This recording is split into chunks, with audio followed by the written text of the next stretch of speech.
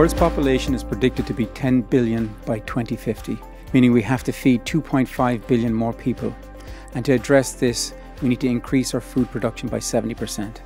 We've also got an exploding middle class, and 50% of today's populations are millennials and Gen Z who are placing new demands on the food system. Our food system is under severe pressure to produce more with less in a sustainable way.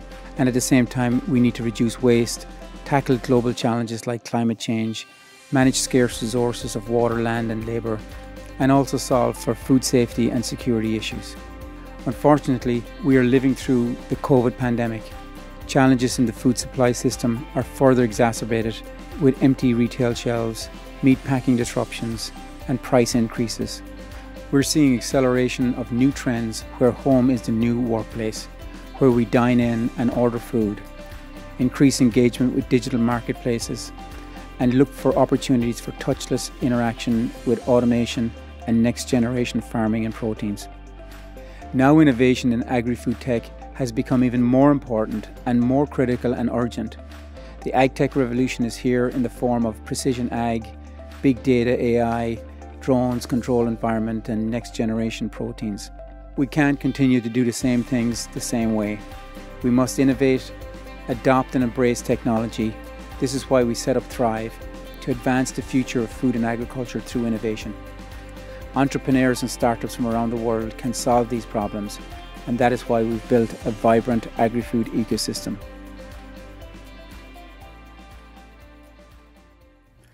Greetings from Silicon Valley. I'm John Hartnett, CEO and founder of SVG Ventures Thrive, and I would like to welcome you to our THRIVE LATAM Challenge. Make sure to join us in today's conversation on social channels using hashtag THRIVE LATAM 2021. We have an action-packed event planned for you today. In addition to hearing from our 12 finalists, we also have a stellar lineup of investors and leaders from across the LATAM agri-food industry. We're delighted to partner with Bayer, the US State Department, Glocal, and Embrapa for this LATAM Challenge, and I would like to thank them for their support and participation in the judging panel that selected today's winner. Before we get started, I'd like to share some background on SVG Thrive and our motivation behind this challenge. SVG Thrive is a global investment and innovation platform headquartered in Silicon Valley with a global team in Europe, Canada, and across the US. Our vision is to advance the future of food and agriculture through innovation. We are ranked as the #1 most active agtech investor in the world by Crunchbase. And we have also been recognized as the most valuable agri-food accelerator by AgFunder. We work with over 40 agri-food corporations, and our startups have created over $1 billion in value. We have over 5,000 founders in our private network across 100 countries. Last year, we launched our Thrive Global Initiative with the US Secretary of Agriculture to solve some of the critical challenges facing the global agriculture industry and address the key goals highlighted by the USDA, the European Green Deal, the US State Department, and the UN Sustainable Development Goals. Our key mission is to identify, accelerate, and invest in innovative solutions from early-stage startups that positively impact different regions of the world. We are doing this through a series of regional challenges. Today's challenge will be our 5th regional challenge that follows challenges that we already held in Australia, Canada, Africa, and Europe. Our overall winner will advance to our final of our Global Accelerator and have the opportunity to participate in our award-winning 3-month program and pitch at the Thrive Forbes Agtech Summit in June 2022. The winner will also receive acceptance to the Extreme Tech Challenge finalist. 3 lucky startups will also receive 40 hours of customized mentorship, immersion, and connection program at Embrapa's research units in Brazil for dairy cattle, swine, poultry, soybean between January and December 2022. We will also be announcing 2 recognition awards.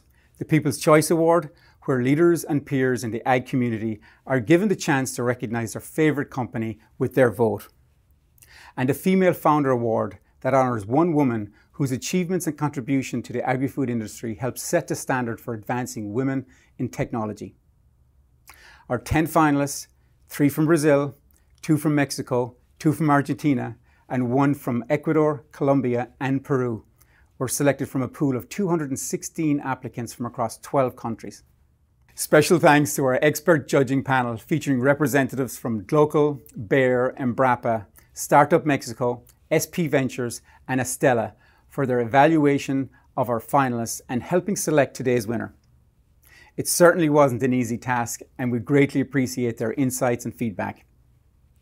I would also like to thank our mentors for sharing their wisdom and guidance with our startups as they prepared for their pitches. This is a very important part of our program, and mentors can make a huge impact for entrepreneurs as they embark on their journey.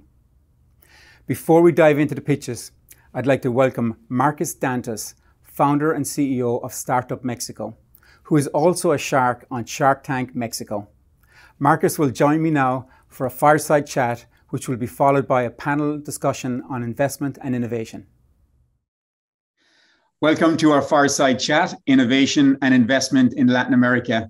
And I'm delighted to be joined by Marcus Dantas, founder and CEO of Startup Mexico, and of course, the famous shark on Shark Tank Mexico. Welcome, Marcus, and delighted to have you join our THRIVE LATAM Challenge. No, on the contrary, John, thank you so much for inviting me. Excellent. Marcus is recognized as a serial entrepreneur and angel investor with over 2 decades creating, managing, funding, and mentoring startups both in Mexico and in the US. He currently heads up Startup Mexico, Mexico's largest private entrepreneurship and innovation initiative.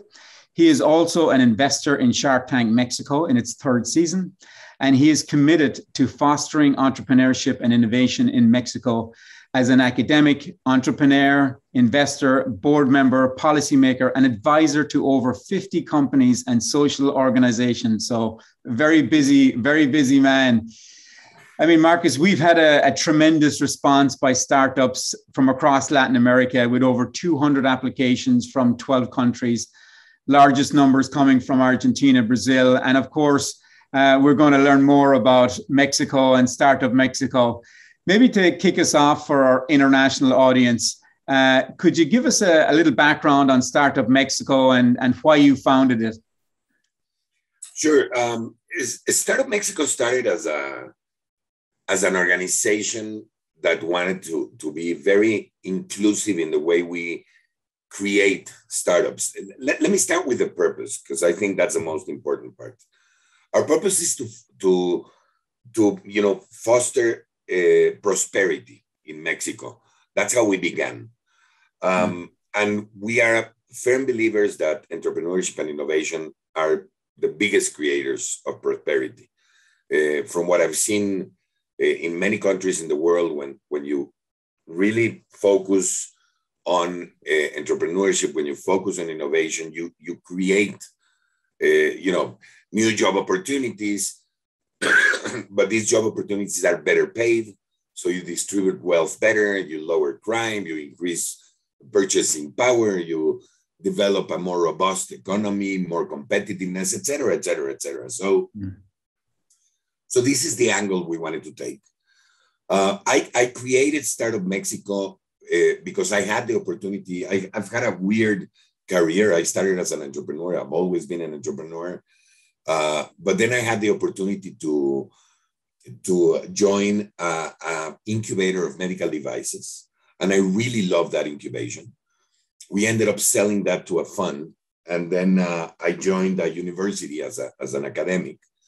And this university was on the creative space, creative arts.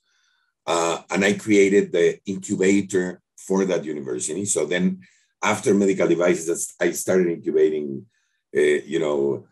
design projects and, television and cinema and all this stuff, or all these creative arts.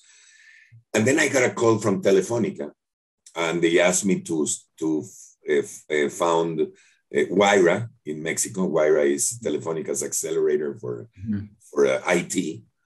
So now I've had, this experience of incubating companies, medical devices in the orange economy, if you will, and then in the IT space.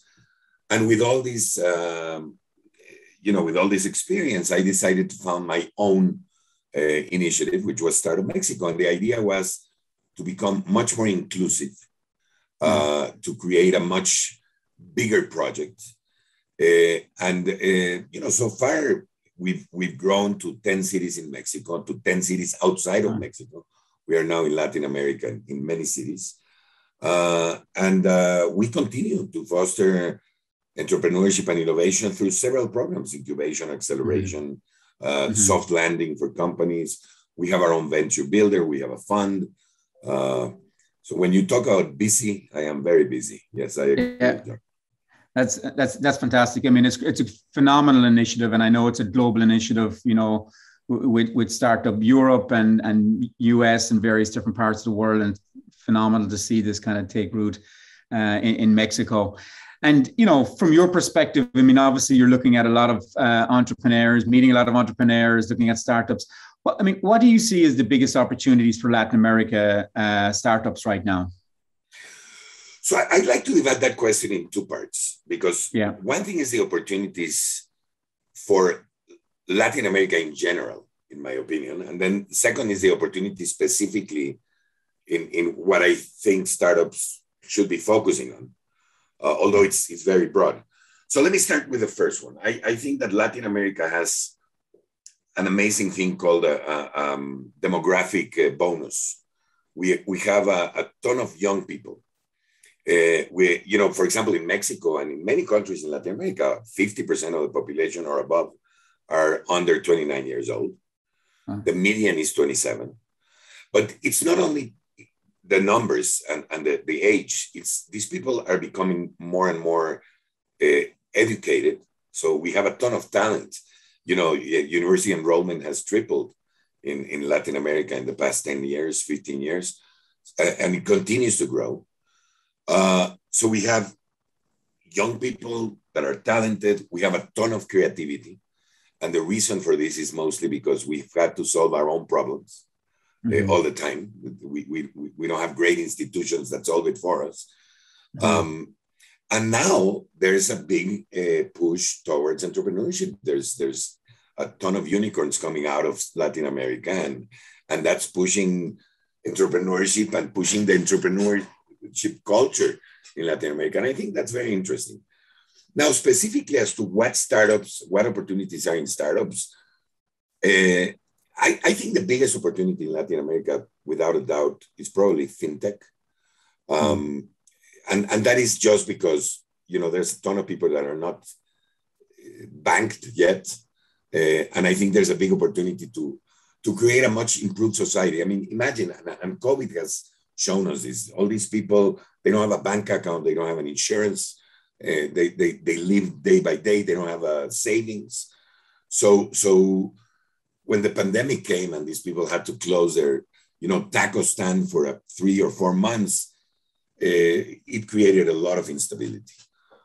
So I think banking the unbanked is a very big opportunity in Latin America. I think also in the agricultural space, there's a huge opportunity because this has been a forgotten field for many years. And I think that with all the new technology that's arising and all the new ideas for agriculture in general, I think this is going to be there's going to be an amazing growth, you know, in the rural areas. And I think that we're going to start taking them seriously again. I think there's a ton of other stuff. There's, you know, automation and robotics is something that has not yet happened in Latin America. I think this is going to start happening, especially after the pandemic. Many factories should not have closed down if they were automized in some or another way. I think everything that has to do with home delivery, although I think this is worldwide, not just Latin America. I call the tele everything, no? Tele schools and teleconference and teleworking and all that stuff. This is going to continue to happen. People have noticed that there's no reason why we should be, going out to an office in, an hour drive away or 2 hours drive away when we can work from home and be almost as productive. And there's a lot of convenience to that. And there's other fields. I think that as a society, especially in Latin America, where there's so much inequality, I think that social impact is going to be huge, and ecology, taking care of our world, taking care of our rivers, I think that has taken another level in Latin America, amongst many others. But these are some of the great opportunities that I see now. Yeah, yeah, yeah. No, I totally agree. And obviously, I mean, as you well know, there's so much trade between Latin America, North America, United States, and many of the big corporations that we work with on the agriculture side, like at Driscoll Berries or Taylor Farms, they're doing a lot of their growing in Mexico and Central America as well. So we can see the opportunities there. I mean, one of the things that has come up quite a lot, and obviously, this week and the last few weeks, everybody's been talking about COP26, climate change, sustainability. Now, we look at Agtech as potentially a solution for that. I mean, what do you think about that, in terms of the opportunity? A lot of people obviously talk about Latin America in terms of Brazil and the Amazon, but what do you think about that in terms of an opportunity for entrepreneurs? There was a recent report about the 10 countries that have lost the most forests. And, Brazil is obviously there, but also Mexico. So I think it's an incredible opportunity. I mean, I don't even think it's an opportunity, John. I think it's about survival now. I am, a firm believer that we are destroying our environment and we have to take care of it. And we need to start immediately. Regrettably, in COP26, the Mexican president did not participate. And it was a very sad moment for us environmentalists, if you will. And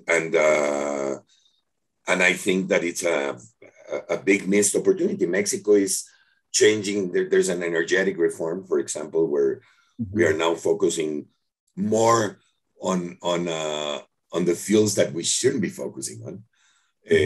And we are leaving alternative sources of energy out.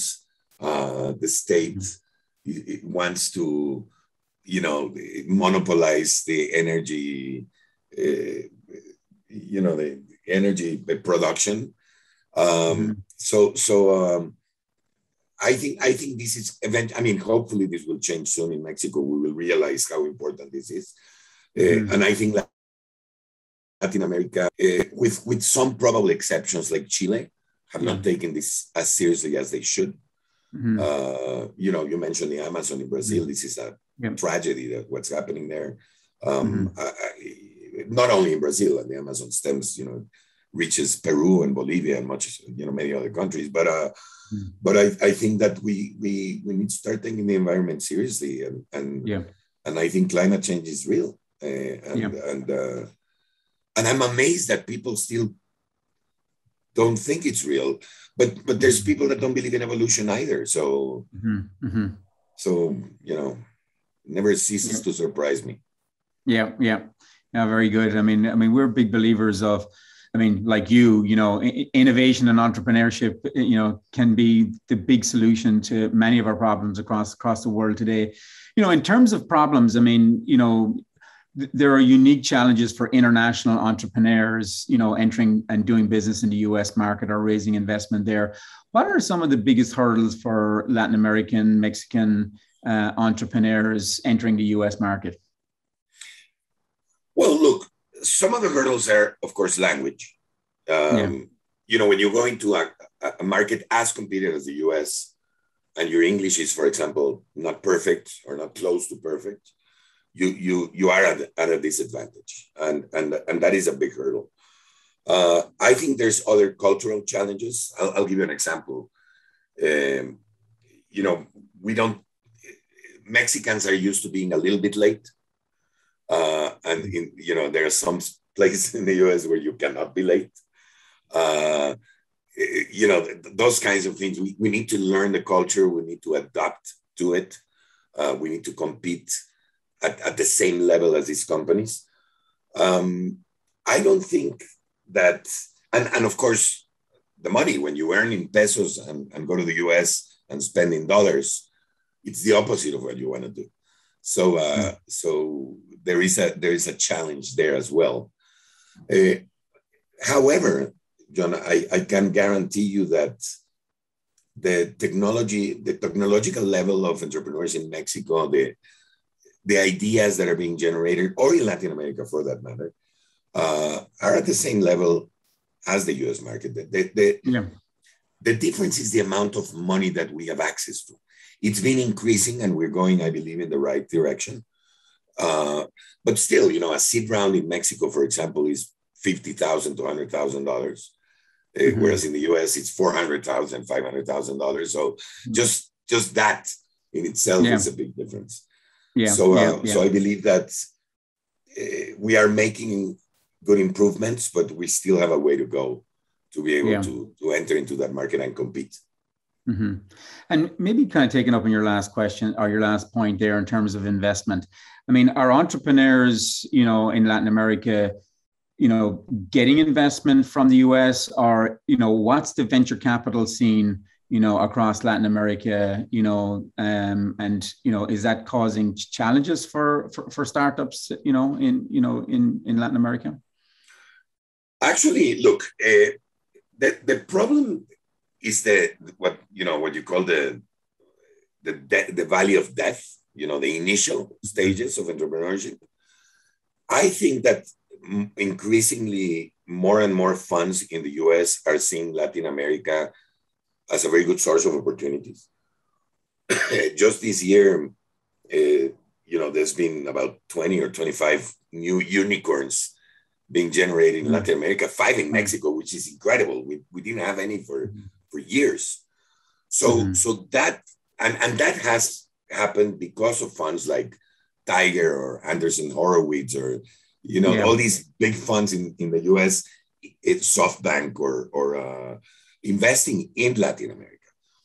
So I think in the later stages, these funds have really now started to look at Latin America as a new source of opportunity. Before it was only Brazil.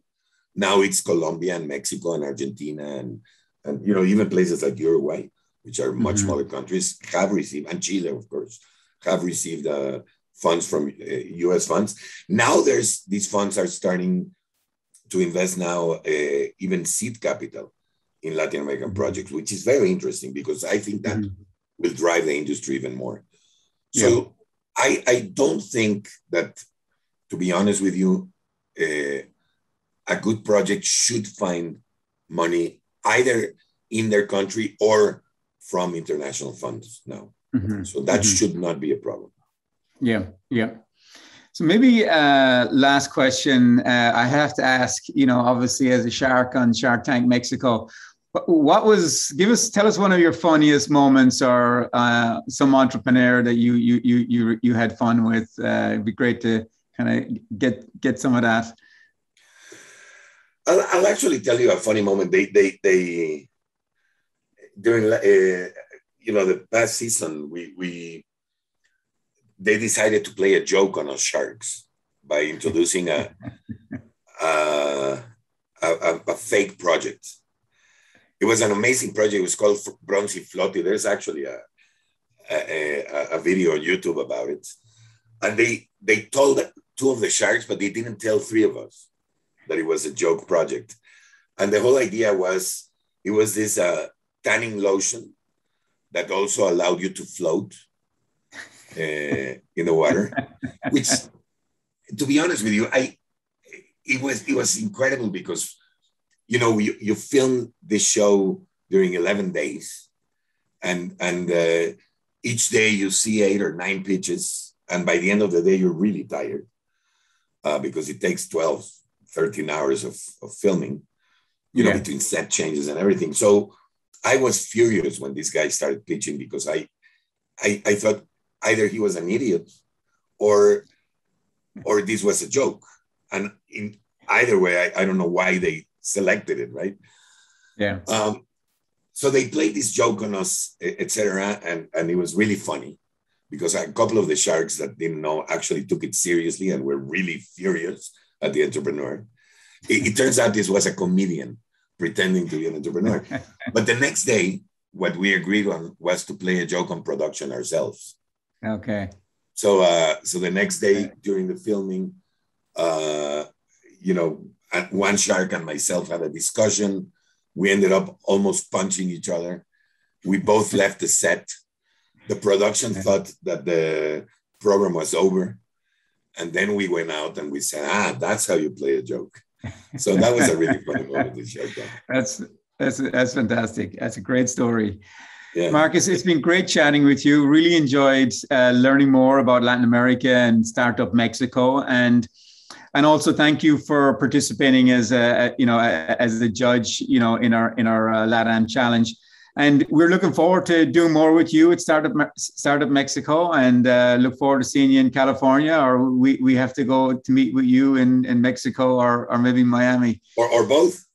Or both. No, John, thank you, Marcus. Thank you very much. Thank you very much for including me. I think what you guys are doing is incredibly important, and especially for our region. So I'm really glad to be a small part of it. Fantastic. Thank you very much, Marcus. Thank you, guys.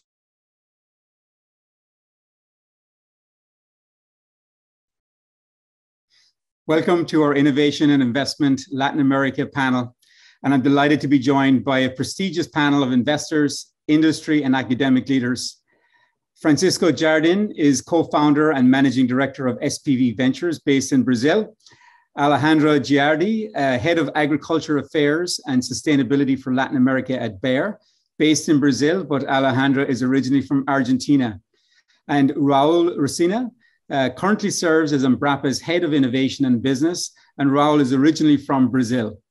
And Bernardo Melesi is founder and managing director of Glocal, the first LATAM Agri-Food Acceleration Fund. Bernardo is originally from Argentina. Feels like we have the World Cup of soccer and ag tech here today, so it's going to be a fun discussion. Maybe to kick things off, maybe for each of you, I'll start with Francisco. Maybe if you could give us a little bit of an overview for our international audience. How would you describe your organization and your role in the company? Sure, John. It's an honor to be here. Thank you very much for the opportunity and invitation. So one of the important credentials that we tell people of SP Ventures that we've had two companies going through the THRIVE acceleration process, and both of them are diehard fans of THRIVE. So we're in great debt to what they've done to our portfolio. I'm founder of SP Ventures. We are a venture firm, leading venture firm in Latin America in the ag food tech space. We manage a little bit over $100 million in total and growing, and we invest across the entire agri-food value chain, from livestock to agriculture, inside the farm gates, all the way downstream, and ranging from digital to life science technologies. Excellent. Thank you, Francisco. Alejandro? Yeah, thank you again, and hello to everyone.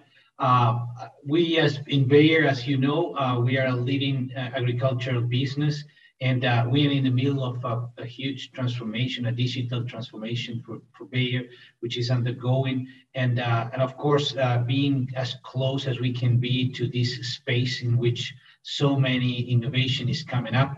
We have innovation in our DNA. Sustainability is the way we are planning on shaping agriculture going forward. And this is the main reason why we are very, very interested in participating in this THRIVE challenge. Thanks, Alejandra. And Raul? Okay, hi. Basically, Embrapa is a government-owned corporation, and it's focused on bringing innovative solutions to the Brazilian society. Innovation that transforms is our goal. My role at Embrapa is to focus on connecting companies and startups with Embrapa to promote and deliver innovation to the market. That's basically what we do at Embrapa. And we work from A to Z in agriculture. Everything between these two letters, you can be sure Embrapa has some to add. Thank you. Excellent. Thank you. And Bernardo? Well, hi all. It's a pleasure to be part of this panel. Well, I'm the founder and managing director in Glocal. And Glocal is the first acceleration fund to with focus in agri-food tech to certify as a triple impact company. So we are totally convinced that sustainability is a must in this new world, and we are invested in the whole supply chain since the beginning of the supply chain in the biotech startups, and till getting inside the pharma and logistics, ag fintech companies, till the food arrives to the table, from farm to fork, as we used to say, in a sustainable way. And we also are managing a new fund that is $30 million, with a $30 million commitment that is investing in early stage companies in the whole region, in Latin America, from Mexico to Argentina. And we also prepare some corporate innovation services to big companies to increase the adoption of the technology, not only for our portfolio, but also for many other companies that are doing interesting things in this sector. Excellent, thank you. And maybe, I mean, just a quick one around for each of you. You know, obviously Agtech has kind of really grown substantially over the last, few years. It's become a really hot area of investment. What are the areas that you're seeing are technology solutions that are getting traction in Latin America? And maybe, are there any unique challenges in Latin America for entrepreneurs? Maybe, Francisco, you've got 40 investments, so you probably should know this really well. So on the play of new technologies and dynamism within Ag Latin America, I think one point that I'd like to illustrate first is that there's been a major change of matrix from where innovation and new technologies are reaching farmland in Latin America, in our point of view. While 10, 20 years ago, I would say most of the major innovations with scientific background or even in digital used to hit farmers coming from large companies. Over the past 5 or 6 years, we've seen most of these innovations dislodge to small companies. So the speed at which small companies innovate, following Moore's law and seeing what startups have done to several of these verticals across the world, we feel this has finally reached agriculture with a lot of strength. So we see blockchain, satellite imagery, IoT, FMS for cloud computing and smartphone penetration. Most of these technologies we're seeing arrive through smaller companies that are servicing them. So there's been a change in the way innovation is done here. Now, picking a few innovations, I think a lot of the digital technologies that are hitting ag in Latin America are similar to the ones in North America, where the major change is happening is that they come with significant changes in business model innovation. So whether it's fintech, whether it's e-commerce, whether it's some other transactional platforms, we're seeing the combination of digital technologies hitting farmland with a lot of business model innovation changing ways that things are going on. So I would say that's one contribution that we can make. Mm-hmm. Excellent, thank you. Maybe same question for Alejandro. Yeah, no, just to try to add up to what Francisco said. So basically, we see there's a lot of different spaces in which we are seeing innovation really transforming the industry. One could be, the way it is enabling the innovation of well-established companies is accelerating. So we in our innovation engines, we have some of these new startups providing new technology that is allowing us to do things faster and better. On top of that, there's innovation on a farmer side. We focus on from farm to fork that was mentioned, I guess, by Bernardo. We basically focus on farm, but we go all the way through the food chain, and innovation is allowing us to expand into different spaces of this value chain. You see things like not only digital farming and farming specific to the field, using the resources more efficiently, and then having traceability of whatever is being built until the end it reaches the consumer at the end of the field. And the third one is I guess that again Chico mentioned about is how new business models are being enabled by this innovation. I would say explosion. I guess that there's a lot of things that we envisioned to have in the past, but were basically impossible because we didn't count with the right technology to enable those. That is being enabled right now, and it's part of this huge transformation that we are seeing across the industry. Okay, excellent, really good. And Raul, obviously, Embrapa are very much at the research and early stage. Are there specific trends or key traction areas that you're seeing there as well?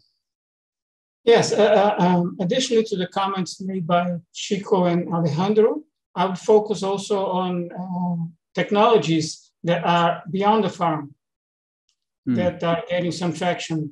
And basically they focus on innovative foods and new food trends, storage, infrastructure and logistics, food security and traceability, and trading platforms and marketplaces. Those are coming up with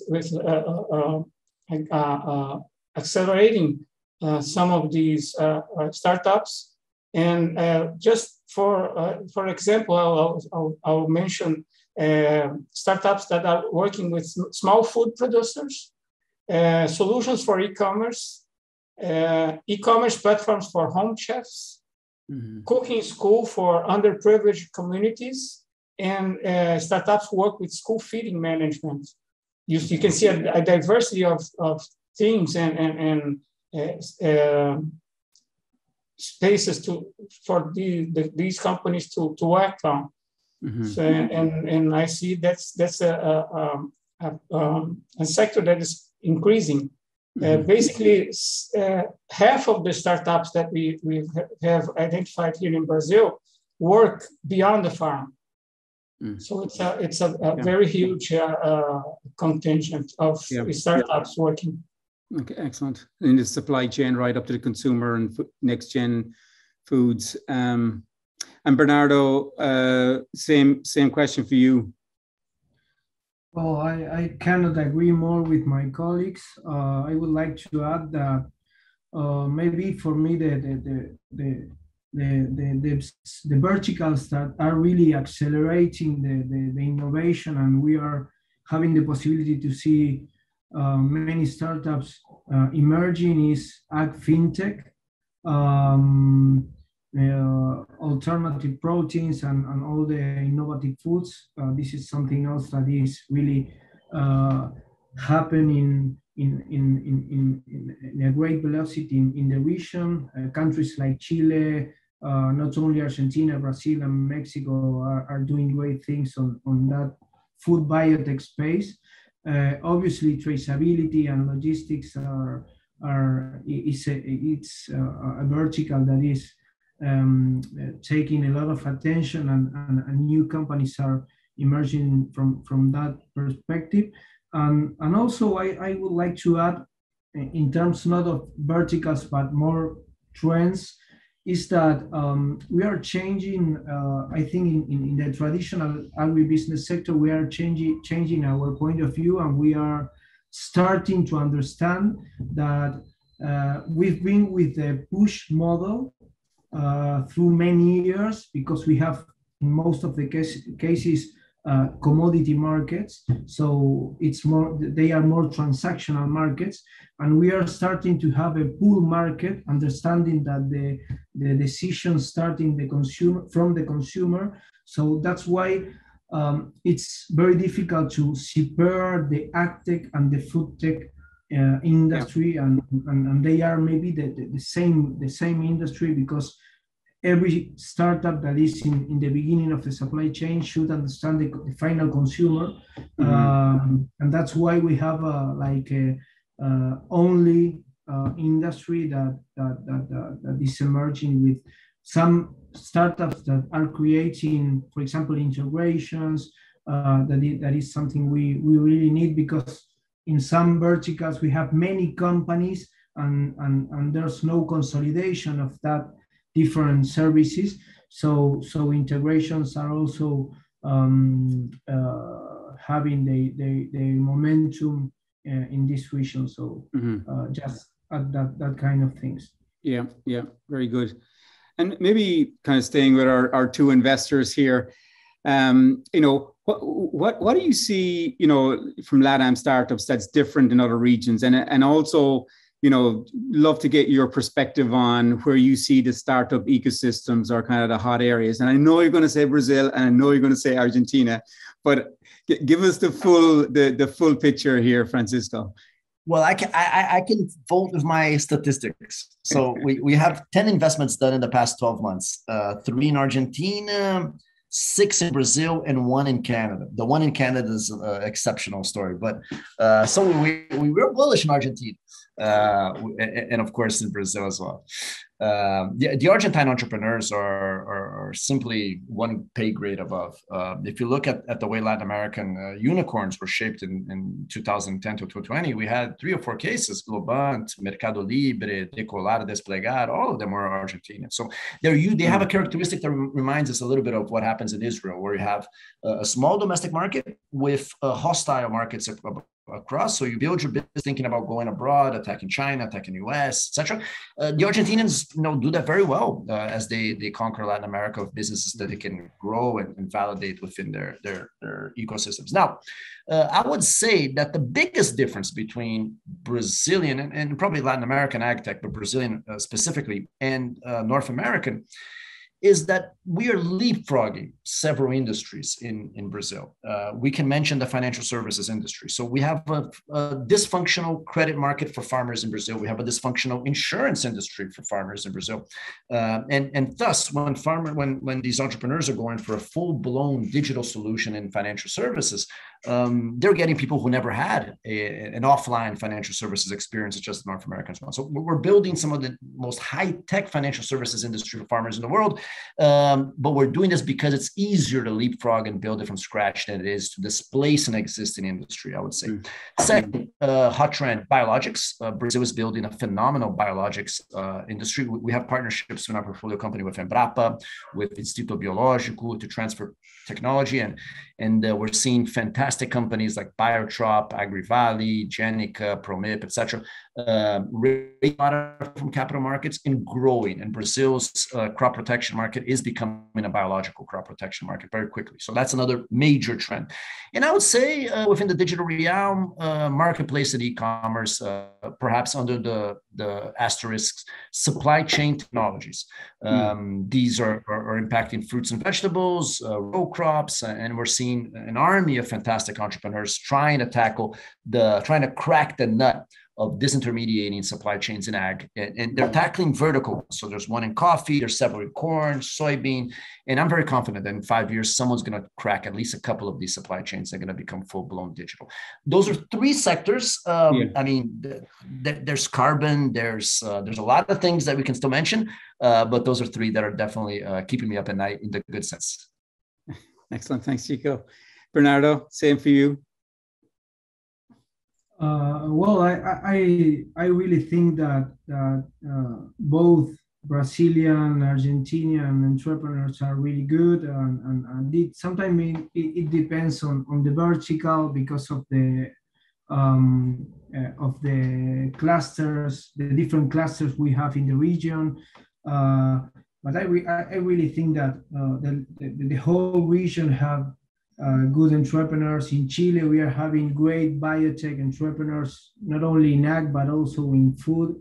Notco is an example, but there are many other companies that are emerging.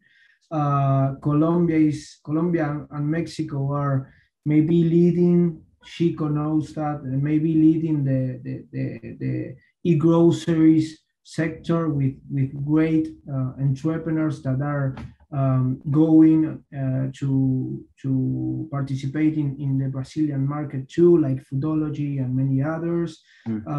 Maybe Brazil, I have to admit that it's so big and they have so many natural resources and so many products that they have the possibility to have great companies in different sectors like coffee, like soybean, corn, and many others.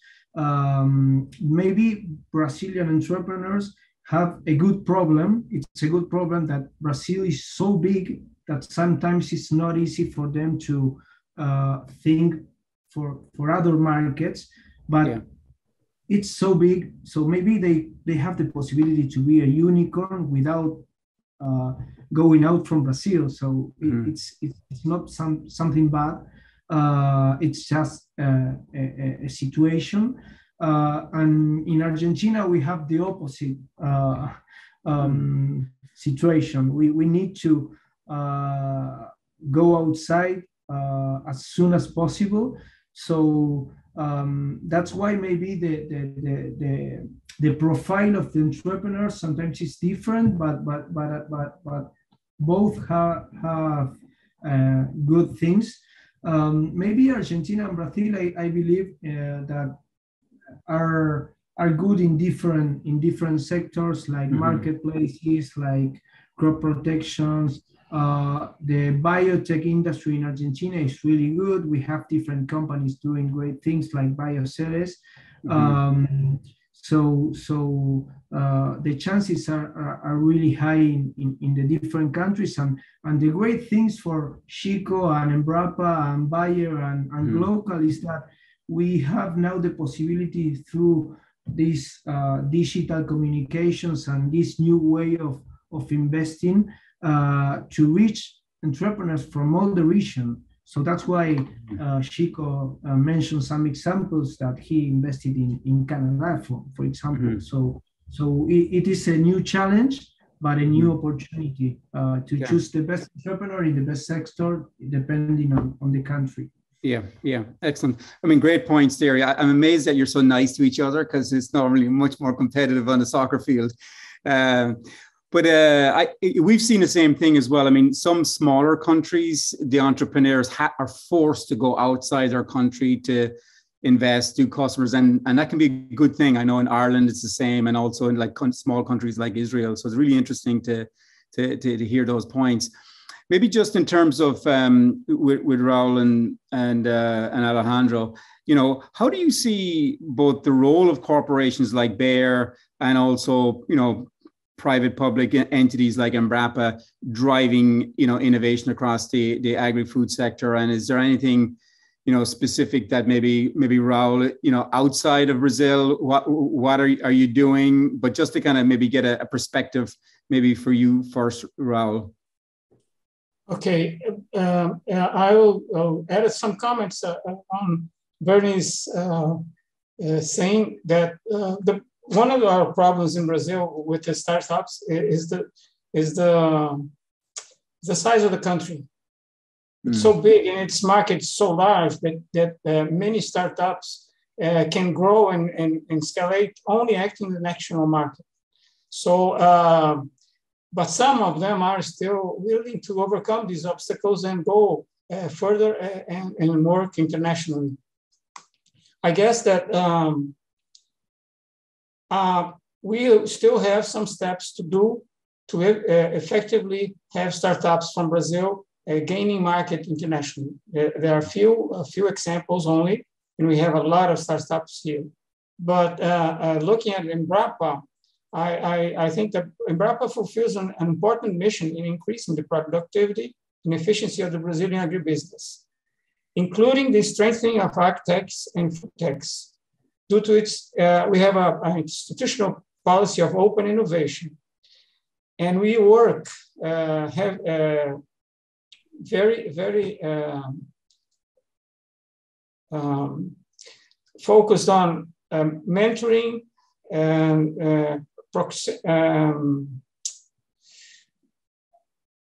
getting closer to the productive sector with investors and promoting open innovation challenge for startups from various production chains and cooperation agreements. We also work with large companies such as Bayer and others, being responsible also for a set of programs aimed to strengthen the innovation ecosystems. We have programs like Nova Ave, Nova Pork, Ideas for Farm, Ideas for Milk, and many others that brings the startups next to Embrapa and investors and entrepreneurs and also other companies. And we think that's surely is aiming to improve this ecosystem, this innovation ecosystem. We are still, I guess Brazil is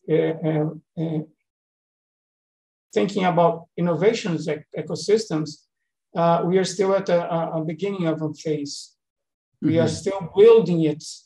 We have very many initiatives, but we are still tentatively building it to have a more strengthened innovations ecosystem. And Embrapa is trying to do that, trying to connect these startups and big companies to better understand this market and also can generate new products, new technologies. Yeah, really good, really interesting points. And, I mean, obviously just the scale of Brazil, the population of over, 200 million people. I mean, it's almost like a continent in itself, in terms of just entrepreneurs trying to find their way there. It's similar, actually. We've had different conversations with CSIRO in Australia as well. Again, a very big market for Agtech. Maybe, Alejandro, same question for you, probably wearing, obviously, your bear hat. Yeah, so I guess our ambition is to shape the future of agriculture in the position that we have in the market. We believe that we can do that. And for doing that, innovation is fundamental. We have a huge engine of innovation. We invest $1.2 billion per year on innovation, in our internal innovation. But just a long time ago, we discovered that there were a lot of opportunities outside of our innovation engine to strengthen that innovation engine or our operations. We have a number of different solutions that we are using internally today to discover new technologies, to discover new hybrids, to discover new biotechnology, and to deliver our products to farmers. And all of those have been enabled by small pieces of innovative companies that have helped us get faster and better. But now we are on our new ambition. We're looking outside of our internal needs of innovation, and we're looking at what can be provided to the farmers in which we can play a role. What are those innovations or those business models in which Bayer can actively participate and provide part of our solutions and combine them with that thing. So it's a journey that we are on, and it's been really amazing, the amount of things that we discover, and we continue to be surprised as we get closer and closer to this work. Yeah, excellent. Thank you, Alejandro. Maybe just to wrap things up, and maybe a rapid fire around the room here. Climate change, COP26 are probably the hottest topics on the planet right now. Obviously, there's been a huge focus on that, and obviously the agriculture world plays a major, has a major role to play in terms of this. How are you seeing sustainability shaping up startups, in the agri-food area from an investment perspective in LATAM? Maybe we can start with Chico. Yeah, so I mean, I imagine my colleagues are going to say similar things, but I mean, I've been in exciting liquid verticals before, but nothing felt like this. I mean, what we're seeing, first of all, ag is unequivocally part of the solution. I mean, there's no way you can look at it different. 25% of global greenhouse gases are directly or indirectly tied to agriculture. 70% of fresh water used on the planet is agriculture. If you look at the smashing list of the chemicals of dangerous concern out on the Stockholm Convention, most of them are used in agriculture. So there's no way that you can really have a serious conversation about global sustainability without talking about agriculture. And of course, tied in with food safety and several other key important issues of global concern. Now, when we talk about climate tech has probably become one of the hottest venture theses in the planet. Many of our portfolio companies, many of our LPs and investors are demanding or actively investing in us due to the climate angle that they're allocating. So, I mean, the intersection of climate, whether it's building new markets such as carbon markets, whether it's building fintechs that can offer better competitive loans to people who are respecting their carbon situation, or whether it's technologies that will simply give more traceability or a better carbon footprint. I mean, Agtech has become an implicit impact investment thesis. And this has really sparked liquidity. And the great thing about ag is that you don't have to sacrifice returns and pro impact. I mean, returns are just as high as they used to be. Now we're measuring metrifying impact as well. Okay, excellent. Thank you. Bernardo, same question for you, and are any different perspectives there? No, I totally agree with Chico. He explained very well the real situation we are having today. It's a great opportunity because every problem like the climate change generate opportunities. So that's why we are at the right moment in the right place. And ag tech and food tech are really the solutions, or one of the solutions for these problems. And I'm convinced that's why we certify as a triple impact company. So we have a explicit commitment with the planet and with the climate and with the sustainability. We have explicit objectives in our funds, and we measure all the companies with different indicators and metrics and KPIs related with the impact.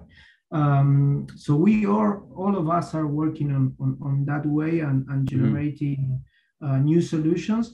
And finally, I strongly believe that sustainability, as I said at the beginning, it is a must. It is not a plus. And also, I'm convinced that companies that are sustainable companies are going to raise more money and are going to have bigger valuations than companies that not. And sometimes many investors, not all of them, but some investors and some startups, today they are still thinking that maybe triple impact is more related with not gaining money. And I would like to reinforce this message that this is the opposite. Okay, it's gaining more money, being sustainable. This is my opinion about the situation. Excellent, thanks. Thank you, Bernardo. And Alejandro, I mean, I know from a Bayer perspective, you're committed to this. This is your daytime job. And we've obviously spent quite a bit of time over the course of the last year running the Bayer THRIVE Sustainability Challenge. But great to kind of get your perspective here. No, thank you. And you know, really, you know, how committed we are. I think that Bayer thinks about sustainability in two folds. First is our internal responsibility. So how we as a company became carbon neutral in 2030, and how we as a company comply with all the different efforts that will allow us to deliver on the sustainable development goals. That's one piece.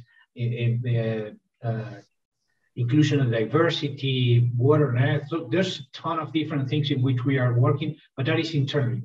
And the second way we are looking at this is, how do we as a company make an impact on the farmers that are our customers? How do we really shape agriculture to become more sustainable? And that is where we are having three big commitments.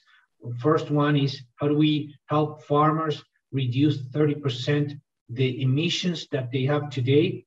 How do we enable them to reduce 30% the impact of the solutions that they are using on their fields? And the third one is, how do we convert agriculture into a much more inclusive solution to reach 100 million smallholders? So those three big commitments are what is driving us, our first wave of sustainability efforts, but we have more.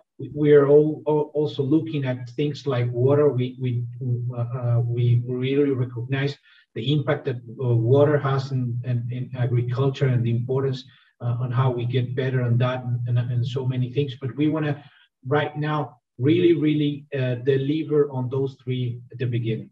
Yeah. Okay. Excellent. And I think, I mean, this whole area about with the farmer is so important. I talked to a farmer in Ireland. He said, "How can I go green when I'm in the red?" And yeah, it has to be something that's cost effective and help the farmer be, efficient at the same time as well. So Raul, same question on sustainability, and I know we're kind of getting tight on time as well, but we've obviously been delighted to partner with Embrapa as part of our challenge here. And I know that you were involved in terms of some of the selection of some of the companies there. Would love to kind of get your perspective in terms of the companies and how you evaluated them and how Embrapa are going to be able to support their growth and development as well. So you got a double-barreled question on sustainability and the startups. Okay, John. Sustainability, I guess it's a keyword for the Brazilian agricultural production. It also is a word that is on our mission, and Embrapa's mission. And it's no longer enough just to be sustainable. It's necessary to prove it on a day-by-day basis. Then we produce with sustainability. The food consumer is demanding this, but to convince them, you need to have reliable, science-based information in data, and especially preserve the credibility of those who collect and certifies this data. The demand for new technologies coming from large corporations and develops of new technologies causes a cascading effect, which is startups. A proof of this moment is that Embrapa has 100 partnerships with startups, and 65% of them are working on sustainability issues. Wow. So it's just a matter of survival. If you don't have this word in your business model, you may be not be successful. And some of the issues that we are working on are the renewable energy from raw materials, waste management, residue management, and so on, and also alternative energy generation. So we have a very large scope of partnerships that are working with the sustainability. And I also agree with our other colleagues that that's an issue that came to stay, and will be the difference between you can stay in the market or don't stay in the market. And the second question, we effectively are awarding some companies. Embrapa involved 3 of its research units in the THRIVE LATAM Challenge, representing important global production chains. Embrapa Dairy Cattle, one of the units, Embrapa Soybeans, and Embrapa Swine and Poultry. Each of these research units will select one startup participating in the challenge. The selection was made considering the stage of technology development, potential impact on the Brazilian productive sector, and relevance of the problem that startup proposes to solve for Brazil's agribusiness. The fit with the agenda of each research unit was also considered, seeking potential synergies and complementarities between Embrapa and the startup. Each selected company will go through a 2-stage trail. In the first stage, it will present its marketing and technological hypothesis in the Brazilian market in an immersion of up to 40 hours to Embrapa's innovation partners. In the second stage, they will receive up to 40 hours of mentoring from Embrapa's R&D team and may be able to use our premises also. We hope to establish a relationship channel with the award-winning companies, creating opportunities for this action to thrive and generate joint progress for the development of technology solutions for agribusiness.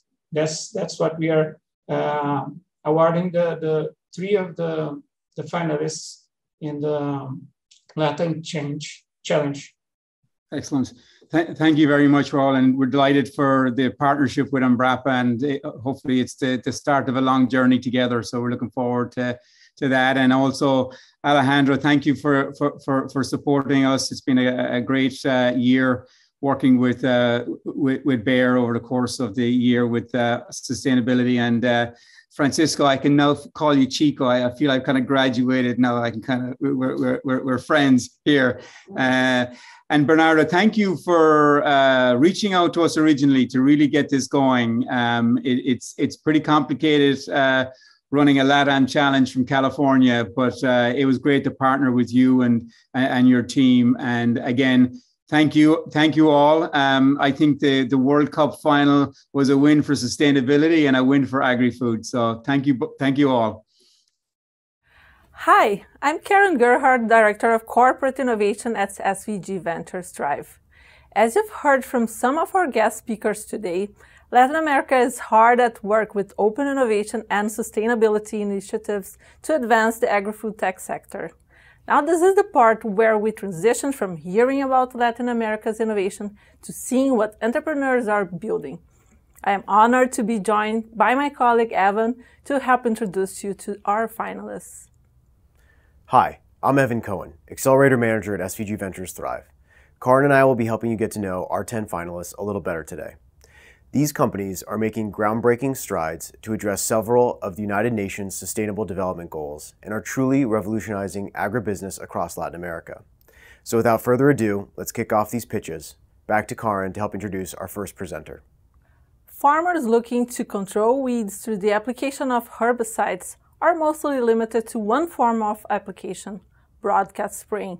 This leads to more herbicide-resistant weeds, drift, and the waste of chemicals sprayed on portions of the field without weeds. Based in Argentina, Deep Agro wants to give the farmers a new, more advanced choice of herbicide application that limits the environmental impact of weed control, reduces waste, and saves money. Here to tell us more is founder Juan Barufaldi.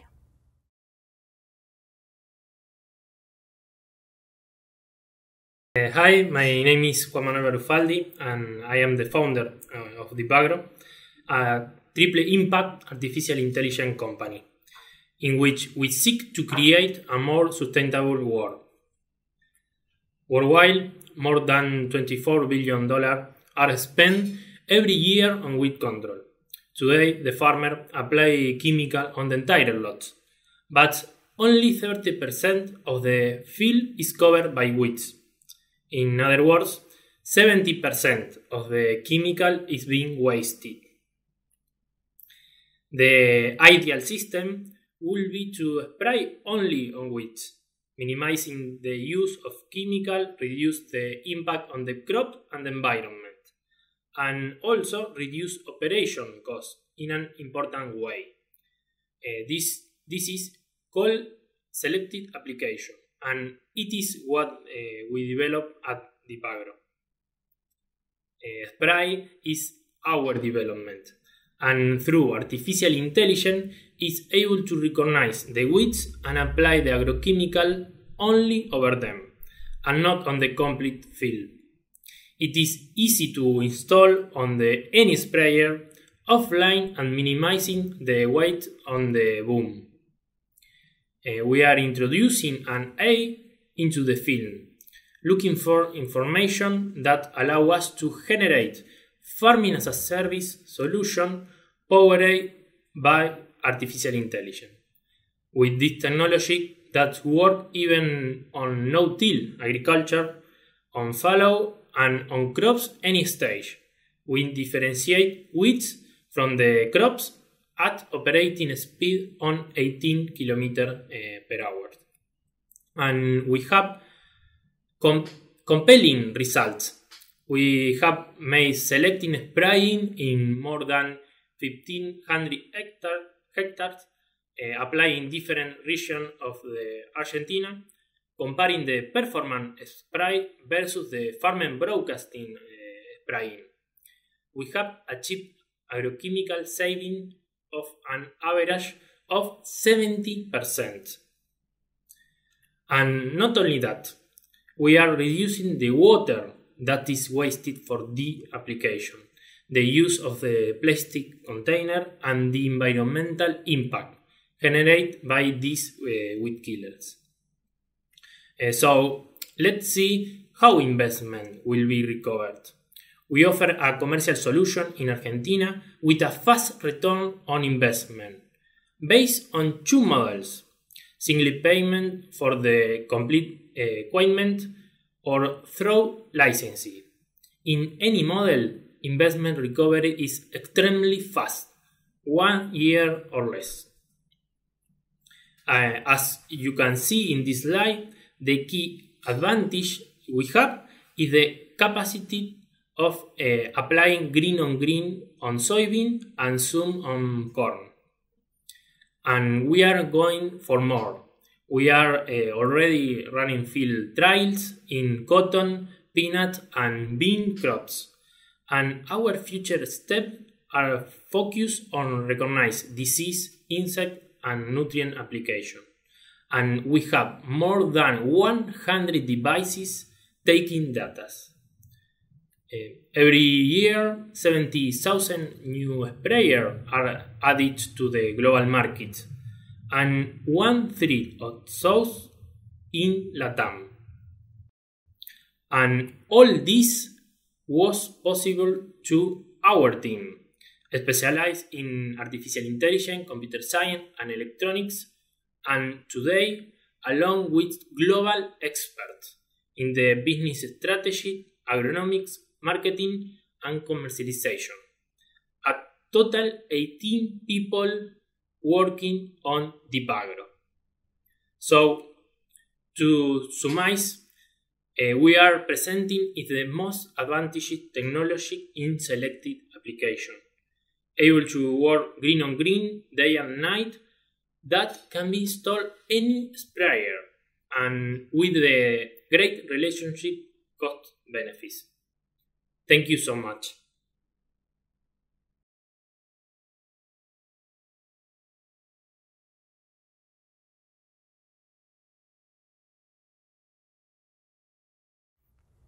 The production of grain takes a massive amount of effort, capital, and inputs. And yet when grain is transported, the buyers and producers often have little insights as to the location, condition, and chain of custody of their product. From Argentina, Weagro is changing that with their real-time monitoring sensors that turn silo bags and barges transporting grains into smart devices, resulting in more control for producers and less food loss worldwide. Here to tell us more is CEO Martin Cordasco.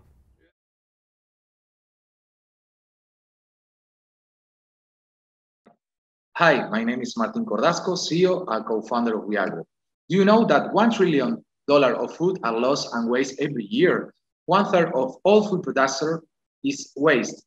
With this amount of food could be fed 2 billion people. That is incredible. For this reason, Weagro creates a global digital post-harvest platform, turning food losses into profitable business. And we start digitalizing all the grains commodity to avoid the grain losses and providing this information to different players of the supply grain chain. And how? First, we need to take the data from the field with their own IoT devices that connect through the nanosatellite. These nanosatellites send information to our cloud. And secondly, in our cloud, this data is transformed into valuable information using AI, analytics, blockchain technology. And finally, our customers may access to this information through our web platform or API service. And our service puts in value the quality during the time. What is this? The present value is a real-time satellite grain monitoring to avoid the losses. Puts in value the past is with the blockchain certification, and the future with the grain risk management using analytics. We have inventory management of assets, traceability using blockchain, API integration with customers' system. To control the grain, we need to measure conservation parameters such as temperature, humidity, dioxide of carbon, and phosphorus. Weagro developed its own hardware devices, software APIs, and blockchain platform. Our office are located in Argentina, Nanotechnology Foundation. We have been selected from 30 companies to access to the last space available. This is one of the largest scientific and technological ecosystems in Argentina. We are very proud to be here. The market, obviously, is the farmer that are inserted in our assets, information in real time to avoid the losses and to take the best decisions. And the post-harvest players, such, for example, fintech, insurtech, between others, giving transparency to their process and reduce the OPEX costs based on reliable information. Currently, we're in the middle of the seed round. We have the 100% of founder cap table, and we got a half of the seed round closing with a VC lead investor and with this VC follow investor. How we make money? Selling the IoT devices and having recursive fee per month to access to our platform. We have customers, in Brazil, Argentina, and Australia, and they have positive results. Proof of this is Cargill renew for the second time service in Argentina and Brazil, and we have success case in the large producer in Argentina who had a ROI of the solution in less than 6 months. We digitalized 80,000 tons in 3 countries, saving 2,000 tons of grains, and saving equivalent on 26,000 cars annually CO2 emissions. With this amount of food could be fed 5,000 people for 1 year and save water to fill 4,000 Olympic pools. The most important thing for WeAgro is a team. I'm the CEO with a lot of experience in team building. Ulises Mikkelsen is a Messi of software. Ariel Simlean is a COO, has a lot of experience in company management. Santiago Brandam is a serial entrepreneur that is our business advisor. Carlos Graf is well known in Argentina, our sales manager with more than 20 years of experience in agribusiness. Pablo Pascua, software development. Franco Buscafuco, hardware development. And Marcelo Warnes is our biologist, is a link between the both worlds, biological and technological world. What we need from Thrive? Mentorship for this round and the future rounds, expand your contact network in Silicon Valley for future rounds, and visibility to close this year round. Please help us to save the food. And I will like to invite you to follow us in the social media. I open to your question. Thank you.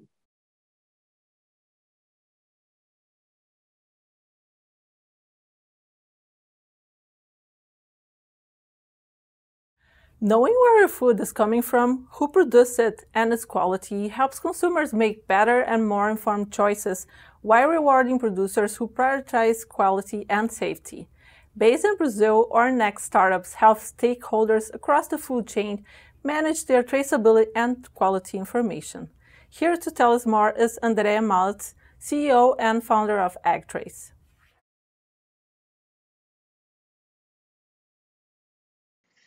Hello, pleasure to meet you. My name is André. I am the CEO and founder of Agttrace, a food safety and traceability solution designed to bring more efficiency, transparency, and sustainability to the global food value chain.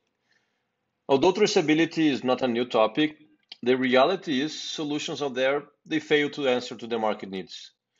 All the way from production to consumption, what you see is huge inefficiencies.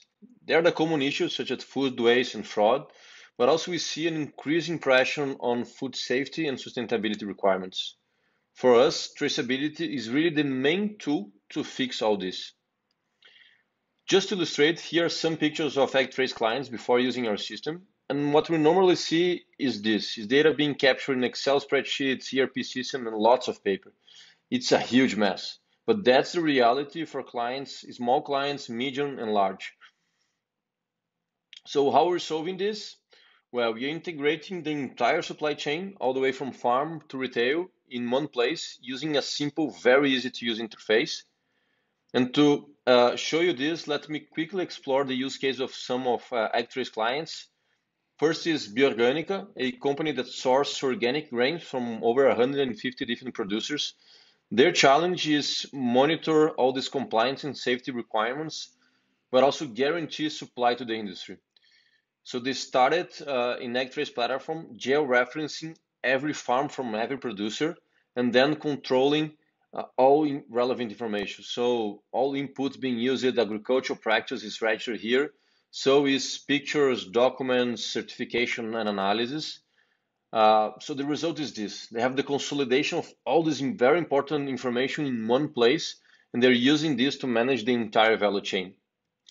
Once you guarantee quantity and quality, the product is then sent to the industry for processing. And one of Agtech's industry clients is Fazenda Futuro, a leading producer of plant-based food. Their need is to monitor, of course, compliance and safety, but also having a full traceability of the production line. And they're doing this with our technology. With our mobile app, they're controlling every step, all the way from raw material to final product. Through the app, they can read and scan barcodes and QR codes. We have the GS1 standards in all platforms, so guaranteeing interoperability. But also the app is integrated with the weight scale. So we also integrate with any other IoT device, reducing human interaction. But in the end, what I have is this. It's a complete traceability of their product. And they're using this to manage and rank suppliers, but also control very important KPIs such as yield, production, and others. We have clients that are present in the entire supply chain as well, which is the case of Bunge, which sources, process, and sell many different commodities. And their challenge is to guarantee a no deforestation supply and also several other sustainability requirements. And in Agtech's platform, we are doing this by bringing also information from other systems. And we are using Agtech's APIs to do this. So we have all these legal and sustainability requirements controlled automatically in the system. And then we have also information from receivement, shipping, and processing of grains, all integrated. And once we have all this information, this is all then recorded on the blockchain ledger to ensure an extra layer of security. So we have a full audit trail of the entire process. We have clients like this across the whole supply chain of different types and sizes, but they're all using the same platform, of course, adapted to their needs, but to control all these legal, ESGs, compliance, and production requirements. Well, this is also a social and education issue. So we are using all the experience we have in traceability to build a digital education platform. This is to accelerate technology adoption, of course, but really to create sustainable changes. This is our team. So I built my career in the tech space, leading projects in many different industries. Luciano is an agronomist by training, has worked at 2 traceability companies before, co-founding Agtech, also co-founded the Brazilian Institute for Traceability, huge knowledge on the topic. Alberto is a computer engineer, many years of experience leading teams of developers. How do we make money? Our business model is straightforward, so our clients range from growers to retailers. We are a SaaS solution, so we charge a monthly fee according to the number of users accessing the platform. And we build Agtech to scale, so the sales process, onboard support can all be done remotely with the help from someone from our team when needed. Well, that's it. Thank you very much. Having a more secure, sustainable, and transparent food supply chain, that's our mission. Thank you very much for the opportunity. Bye-bye.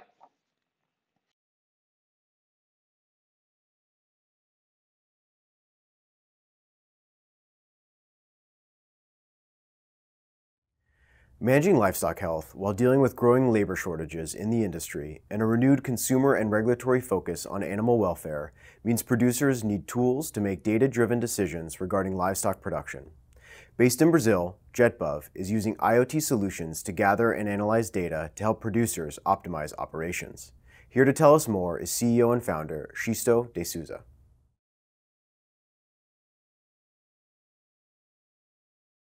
Hi everyone. My name is Xisto. I am CEO and founder of JetBuv. We created a unique and remarkable farm management software that is transforming the way ranchers produce meat today. Everything started when the cousin of my wife, a new generation of farmers in the family, assumed as a manager. His day-by-day routine was to collect all production and financial data using paper and pen. He spent a lot of hours transferring notes to a spreadsheet, trying to looking for something that would help make better decisions. Now he uses JetBuv, With JetBov, he can manage all livestock metrics to make better decisions based on data. The platform works in two parts. One of them is the mobile app that works offline and was designed to involve all the people in the field in the data collected process. Using IoT technology, we connect with electronic scales and RFID sensors to collect data automatically and then replace the paper with full digital notes. The second part works on the web. Was designed to manage the financial and the pasture data. Algorithms process the data to transform in dashboard and reports to predict for each animal in the farm what will be the economic results. Today, everybody said that livestock is one of the worst causes of climate change. Our digital technology helps the new generation of ranchers to improve production with more conscious use of natural resources. We had cases of customers that increased more than 30% in productivity in terms of number of animals in the semi-pasture area. More than a technology, we developed a farm management method, tested more than 2,000 farms, that make it very easy to adopt the livestock precision concept and then manage the farm as a business.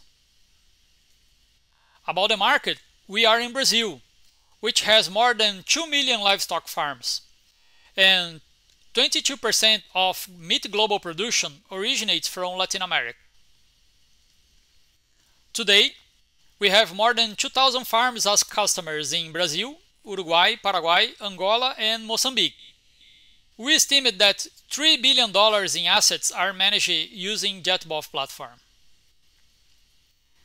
I encourage everyone to know our Instagram profile to see the histories of our customers and how much they love JetBov. Our actual business model is signatory, where the ranchers acquire an annual license to use the software as a service. That is based on the number of animals in the farm. The product market fit are medium farms, between 500 and 5,000 heads. Our plan is to create a global livestock network as a vertical software that enables to connect with marketplaces and fintechs. To make this a reality, we have a multidisciplinary team with veterinarians, agronomists, economists, and computer science, fully linked with strong cultural values.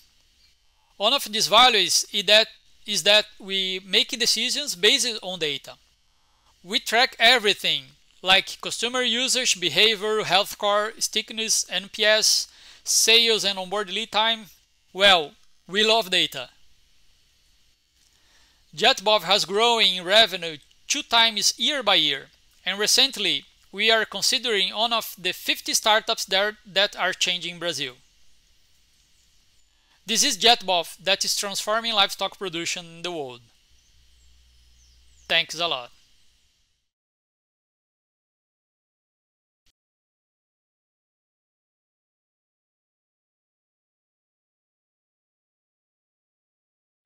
Crop insurance allows farmers to de-risk production, stave off dire economic consequences of events often completely out of their control, like weather or disease.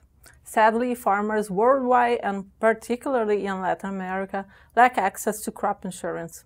Based in Brazil, Pixel is changing that with the first 100% digital crop insurer. Through their white label platform, farmers can contract crop insurance and monitor and adjust claims. Here to tell us more is CEO and founder Daniel Michelucci.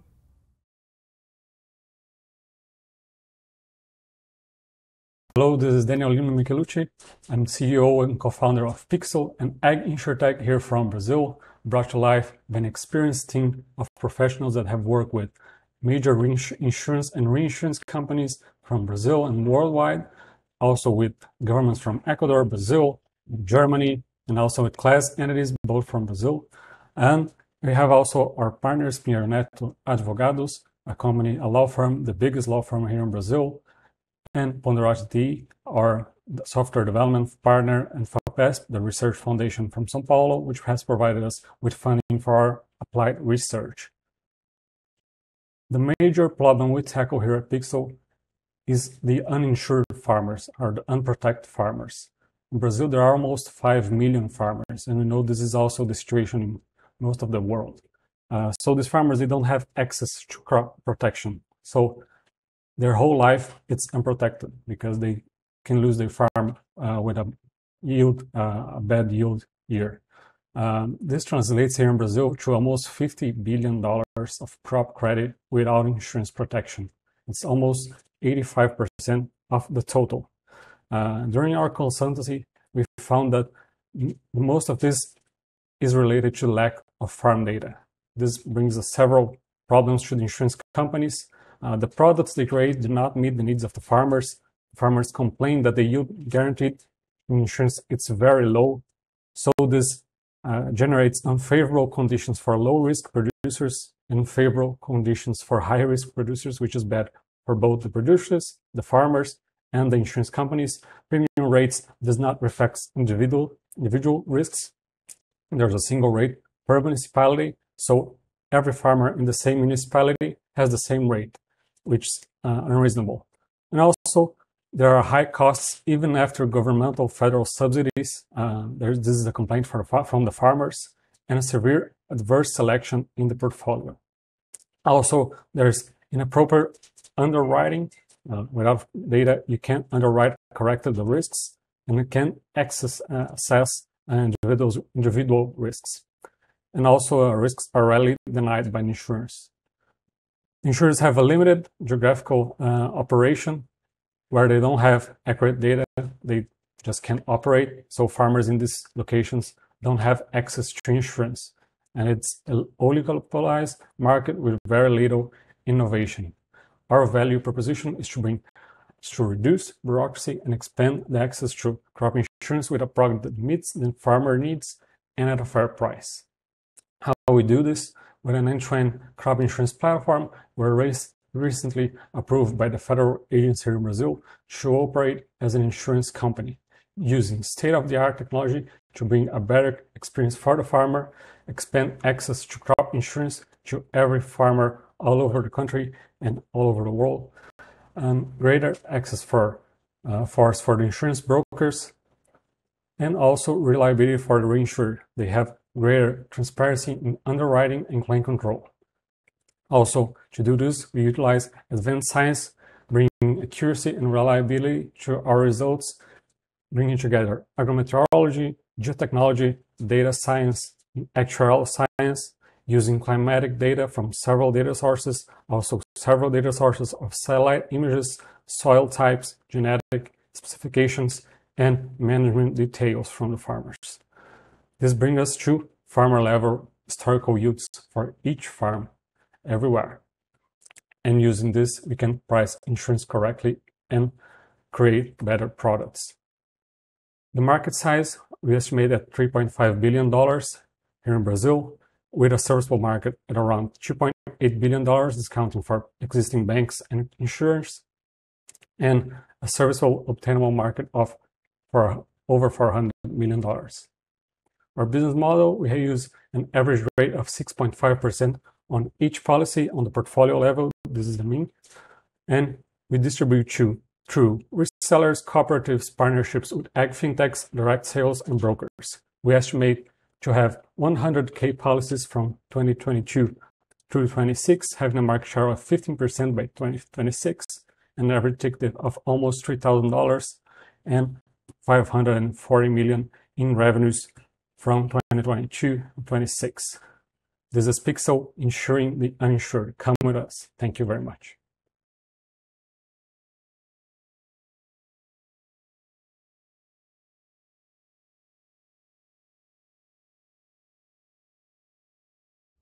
Coffee production in Latin America is iconic, and many livelihoods in the region are based on it. There are many producers adopting more sustainable practices to limit its environmental impacts. Meanwhile, others are simply greenwashing their products without making necessary changes.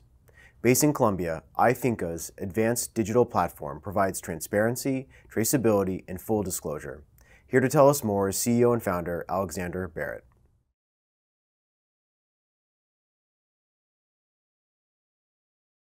Hello to all. I'm Alexander Barrett, co-founder and CEO at iFinca. iFinca is an agro-fintech company which employs a B2B2C blockchain native mobile app to eliminate information asymmetry through automated data verification and digitization of farm gate prices. We're committed to helping coffee farmers increase their standard of living by securing best prices for their product at market.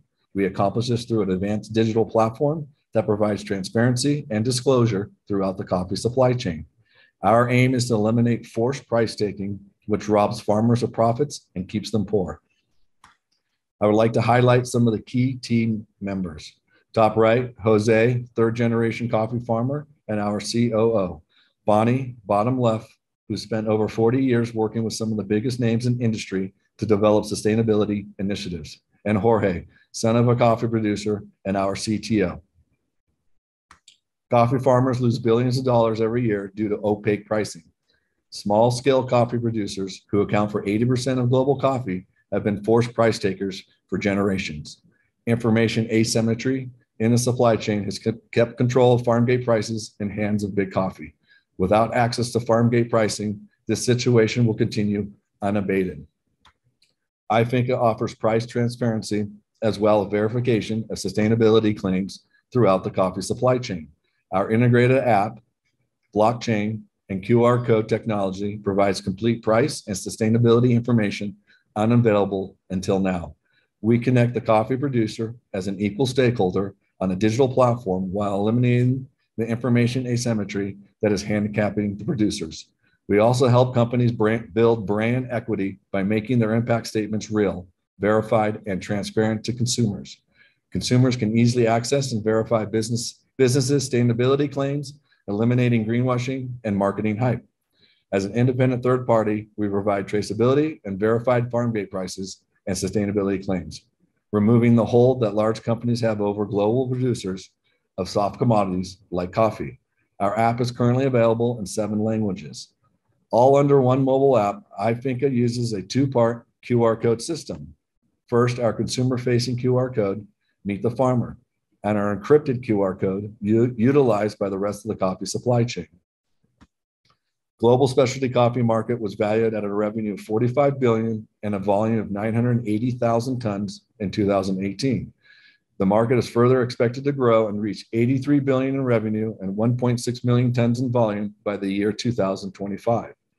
Market revenue is projected to grow at 14%, and market volume is projected to grow at 9% over the foreseeable future. Furthermore, coffee companies are focused on bringing the coffee source closer to consumers, which enables producers and distributors to support their products and engage new customers. Since 2020, iFinca has made a global footprint, impacting farming communities, sharing stories about the coffee to consumers, and moving into new markets worldwide every day. Our platform has been beta tested with 18,000 producers, 38 co-ops, 115 exporters in 8 exporting countries, and 58 importers into the US, Canada, UK, and EU. Sourced for 218 roasters, 228 brands, and 145 cafes. The impact of low prices on the livelihood of coffee farmers is crippling. We are reversing this dangerous trend that is bankrupting farmers. Our Coffee for Peace program, a collaboration with USAID and Colombia, produced prices paid directly to coffee producers on average of $207 per pound. iFinca was the only collaborator who demonstrated full traceability down to the exact farms and farmers where the coffee is grown, and the only technology platform that provided a third-party verified farm gate price throughout the entire supply chain. This included farmers as the verification process. iFinca's vision is to humanize producers through technology. We think tech should bring people together, make the world smaller, and empower the coffee producer. Thank you.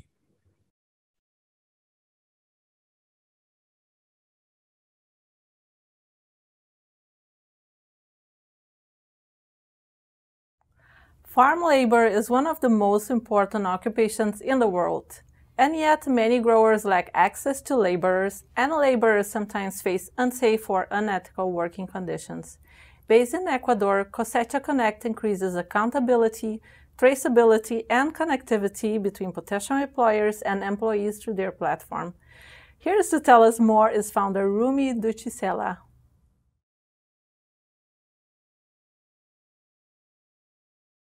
Greetings from Cosecha Connect. We are an online platform that connects farmers with harvesters. Cosecha Connect arose from necessity. We wanted to find a direct solution for an association that we work with. They lost all their youth and main labor pool due to immigration as a result of the pandemic. We did some further research and found that 75% of coffee farmers agree that labor shortage is a problem, and 60% lose product due to lack of harvesters. At the same time, there's 1 million Ecuadorians without a job, and there's a coffee shortage due to climate change. We can't let coffee go to waste. Cosecha Connect is a marketplace where farmers and laborers create profiles, review each other, and connect for job opportunities. We collect job offerings, we find people to take these jobs, producers and harvesters rate each other once the job is finished. Highly rated laborers qualify for grants, highly rated producers are better labor practices certified. This helps to create better quality agricultural jobs. Farmers love Cosecha Connect because it increases productivity and revenue on their farm, and they receive premium price for their product once they're certified. The world needs us to end food scarcity and food waste due to labor shortage.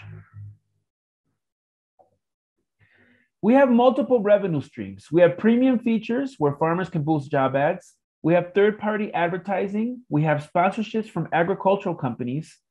We charge a fee for our better labor practices certification. And because we have field technicians in the farm, we act as a third-party certifier. In phase 1, we'll own the marketplace for coffee and cacao in southern Ecuador.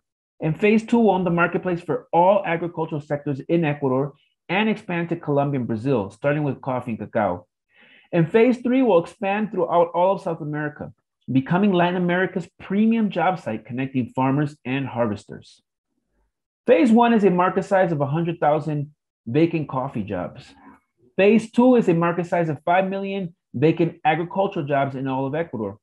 And phase 3, there's 20 million farms in Latin America. That's 200 million jobs that can be fulfilled by Cosecha Connect. We have two types of end users. We have experience-driven job seekers. They're a smaller labor pool. They'll use our platform, but we're depending more on necessity-driven job seekers. They're a larger labor pool, and they need Cosecha Connect for easier access to quality jobs, transparency and trust that they're going to be paid fairly and treated fairly, and the opportunity to get grants to improve their lifestyle. As far as competition, we have experience-driven job sites. These lack the large labor pools that we need. And we have urban job sites, but they don't address the trust issue between farmers and laborers and are hence a failed marketplace for seasonal farm work. Our early adapters are our colleagues who have completed our survey and are committed to use our platform in the next coffee harvest. This is a total of 150 confirmed job postings. Until this harvest begins in May, we're improving our platform, generating interest from more colleagues in the coffee industry, and seeking commitment from farmers in other sectors, primarily cacao, which has multiple harvest seasons per year. Due to the network effect of our platform, we will experience exponential growth. By year 4, we're set to make over $1 million in revenue. We also have low costs, both variable and fixed, and we plan to break even by year 2. This is 2023. Sales and marketing represent our greatest cost. We need this budget to promote usage of our platform via social media, trade fairs, and farm visits. Our beta product is ready to go. We are seeking a 2-year startup runway of $100,000. This may seem like a small amount, but the value of the dollar goes much further in South America. In fact, costs are roughly a fourth in Ecuador than they are in the States. We have the commitment and business experience needed to achieve profitability and to solve this agricultural problem through technology. I worked with coffee farmers for over 10 years, and I understand what the producer needs to be profitable and productive. Mike has extensive experience in software development and in creating tech businesses. He has the capacity to make this vision a reality. Thank you, and we're open to any questions.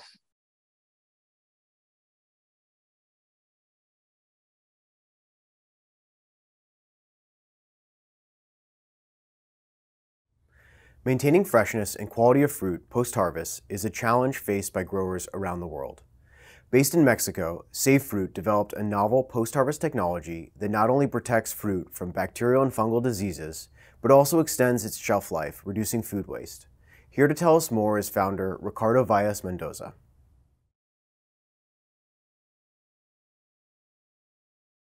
According to the Food and Agriculture Organization, 45% of all the fruits and vegetables produced worldwide are wasted. This is why our customers, fruit growers and fruit distributors, normally use cold rooms in a controlled atmosphere. However, it represents high cost for them, an exaggerated use of carbon dioxide, and excessive use of energy. The fruits are vulnerable to infection by fungi and bacteria. And there's also loss of its flavor, color, texture, and aroma.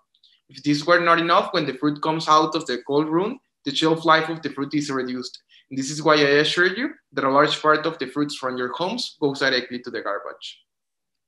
For these reasons, we developed Save Fruit, a post-harvest technology that allows fruit growers and fruit distributors to extend the life of their fruits, maintaining their quality and extending their freshness. This allows them to compete in the market, meet the quality standards, and be on time to sell at the best price. Save Fruit is really easy to use. It is an enzymatic cluster applied in a gaseous way during the transportation or storage of the fruits, for example, in cold rooms, trailers, or containers for exportation. A single application allows all the actors in fruit logistics to be benefited. Save Fruit has 4 pending patents, and our technology is oriented to prolong the life of avocados, apples, bananas, tomatoes, and papayas. Save Fruit offers 130% more of shelf life. We can keep firmness and color. We support our customers to open longer distance markets. And because Save Fruit acts in a specific and natural way, it is not toxic for humans, neither for the environment. We carry out direct sales, but also sales through 5 distributors, 4 located in Mexico and 1 that we're opening in the US. A part of our leads come from digital campaigns, but also from Agtech massive events in which we participate. We have strategic partners like specialized distributors, but also producer association. For example, the Producer Association of Avocado in Michoacán, or the Producer Association of Banana in the south of Mexico. There is an investment of $2.2 billion in post-harvest technology only in the US. And despite this, close to 50% of all the fruits and vegetables produced worldwide are wasted. This is why this problem is called the $1 trillion problem of food waste. And because of this, we launched our product into the post-harvest tech investment market opportunity. There are some fruit exporters that have shipped very perished fruit from Mexico to 6 different parts of the world when Save Fruit was applied. Before, this was impossible, and these particular fruits were sent only by air. There are some milestones that I wanted to share with you. One of them is the exportation. Some exporters, for example, the success case of papaya from Mexico, it was the first time that papaya from Mexico was shipped from Mexico to Russia, shipping it, and not by air. And now we are supporting exportations from Mexico to the US, Canada, Netherlands, Spain, Russia, and China. We have validated our business model with monthly sales growth of 12 times only in August 2021, and more than 7 million of kilograms of fruits have been treated with our technology. And because of this, we have validated our product too. We have a consolidated team made up of scientists, agronomists, and fruit growers who have more than 30 years of experience in the commercialization area of fruits. And the key in our team is resilience. We never give up. These are the institutions that support us. And now we are in our seed round, where we are looking for investors, but also for partners who help us to reduce food waste, increase opportunities of growers, but also create an abundance of food in the planet Earth. Thank you.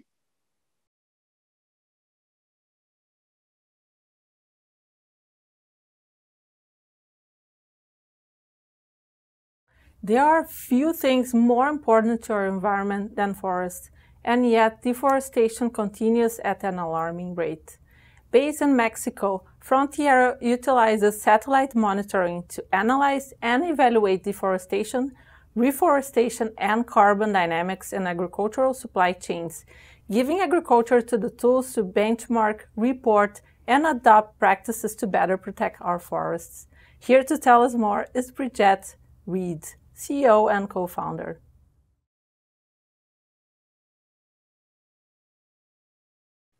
Hi, I'm Bridget Reed, co-founder of Frontiera. Deforestation from agricultural expansion is a critical issue contributing to both the climate crisis and ecosystem collapse.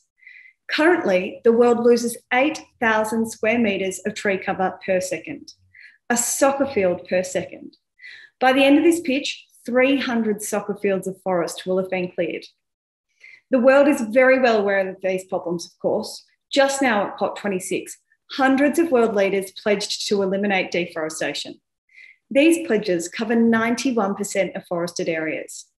Additionally, laws against importing agricultural products linked to deforestation are now being tabled across Europe, California, and New York. So what does this mean for agricultural companies? It means it's time to start monitoring and reporting, because all of those products from deforested land, which are everywhere in our supermarkets and restaurants, are now subject to policy risks, potential import bans, and of course, reputational risks. So what do I do if I'm an agricultural or food company who sources from tens of thousands of farms all over the world? How do I evaluate them all? That's where we come in. This is our expertise. We utilise satellite monitoring to evaluate deforestation, reforestation, and carbon dynamics in soft commodity supply chains. We're able to robustly evaluate thousands of farms for deforestation quickly and effectively, breaking down the barrier between complex satellite data and real-world applications. Through our analysis, we provide reporting, which is used to evidence compliance with regulations and meet consumer and investor demands, and importantly, it quantifies deforestation, reforestation, and carbon sequestration. Whilst the deforestation metrics represent the challenge, the reforestation and carbon sequestration metrics represent the opportunity. And this is fundamental to allow companies to tell their story and reframe and reverse the negative narrative that is developing around the agricultural industry. The report is also supported by the provision of raw data and geospatial data so that the company can integrate that information into their existing systems. As part of this analysis, we also provide a risk categorization, which is used by companies to prioritize actions and allocate resources. So let's say, for example, I'm a sustainability manager for a sugar company with over 13,000 assets in my supply chain all across Latin America.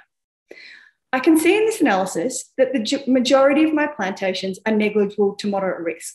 Great, not much to worry about there. However, I have 525 high-risk assets. I'm going to need to start asking those plantations for more information. For those that are very high and critical, something is going very wrong, and I need to immediately investigate, escalate, and action. So of the 13,000 or so farms, I now have 64 that I need to prioritise. The task has just become much more manageable and cost-effective because now I can direct my resources to where they're needed most. But is this all Frontiera does? Of course not. We use our expertise in breaking down the barrier between complex satellite data and real-world agricultural applications by providing a range of other services. You can see a few of those examples here, and they allow us to strengthen relationships with existing clients and engage new clients with the aim of upselling to a subscription reporting service. And who are we? Well, we're a team that comprises of global experts in our fields. Lewis Rattray is our satellite data specialist who has evaluated deforestation worldwide in worldwide supply chains and previously worked in agribusiness and defence. Myself, I'm an ESG expert who has worked on sustainable investment projects all over the world within both the investment banking space and environmental consultancies. Then we have Heraclito Neto, who has a doctorate in greenhouse gas dynamics and joins the team from the Brazilian Space Research Agency. So now, as we hit 4 minutes and 45 seconds, and so the 285th soccer field of forest that we've just lost, think about how you can help us kick some goals and not just slow down the rate of deforestation, but to help us to eliminate it altogether. We're looking for introductions with agricultural and food companies, particularly those who source from Latin America and sell to the US and Europe. And in regards to investment, we're currently growing organically, but aiming for the first round of funding mid-next year. So what can you do to help us?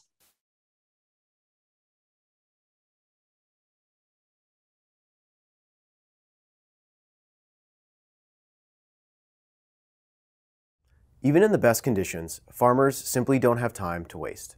And with growing labor shortages in agriculture, that's even more true now. Based in Peru, SpaceAg helps high-value crop producers manage labor and increase productivity during critical tasks such as harvesting, pruning, and scouting. Here to tell us more is CEO Guillermo de Vivanco.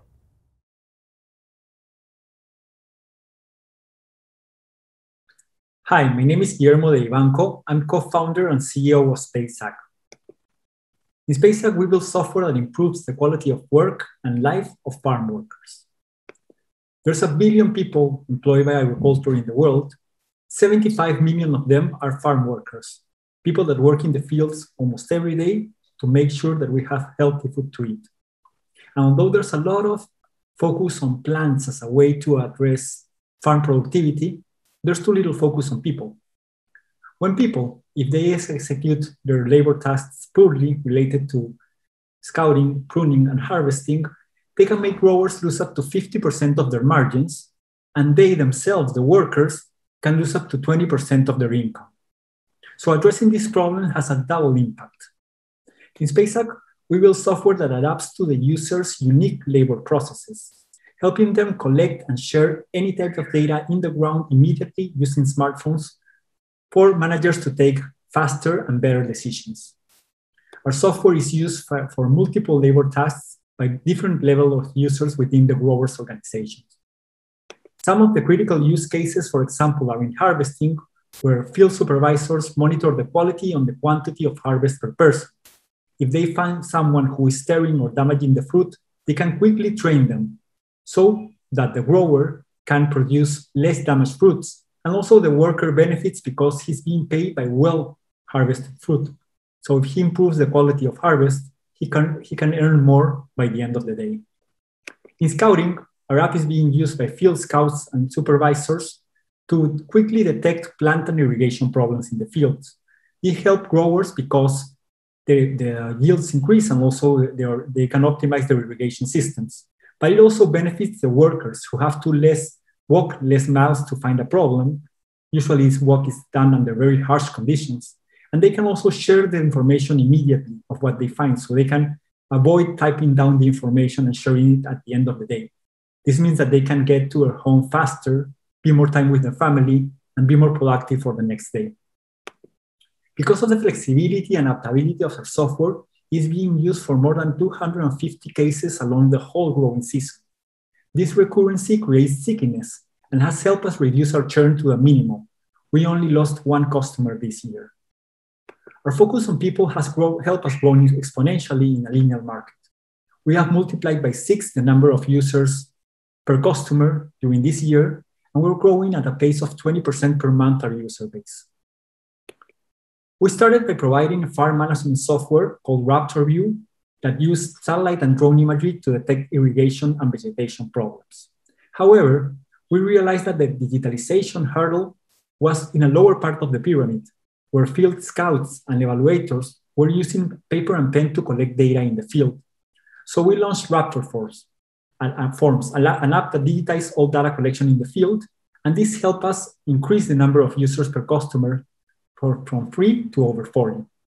And now we're launching RaptorForce, an app to connect the temporary workforce with the growers, for them to have visibility of their harvest, and also to create a digital channel for which they can communicate, recruit, and also train the workers. In this platform, we will integrate fintech and health tech solutions so that the temporary workers not only improve the quality of their work, but also the quality of their life. Since we launched our first product 3 years ago, we have achieved $500,000 in annualized revenue and are working with 29 customers in 6 different countries in Latin America. Among these customers are the largest growers in the world of avocados, blueberries, and strawberries. We're talking about Mission, Hortifruit, and Driscoll's. And we have 850 users. Most of them are field scouts and evaluators, people that in many cases don't even have a high school diploma, are using our app every day, thanking us because our blog is helping them improve their everyday work and life. This is what really motivates us and moves us. We have a very strong leadership team with advanced experience in remote sensing, software development, AI, and startup strategy, with advisors coming from great companies such as the Climate Corporation, Bayer Crop Sciences, and Facebook. Together, we're bringing digital solutions to rehumanize agriculture. We're looking for strategic partners and investors and customers to scale our solutions globally. If you're interested or have someone in mind, please let us know. Thank you.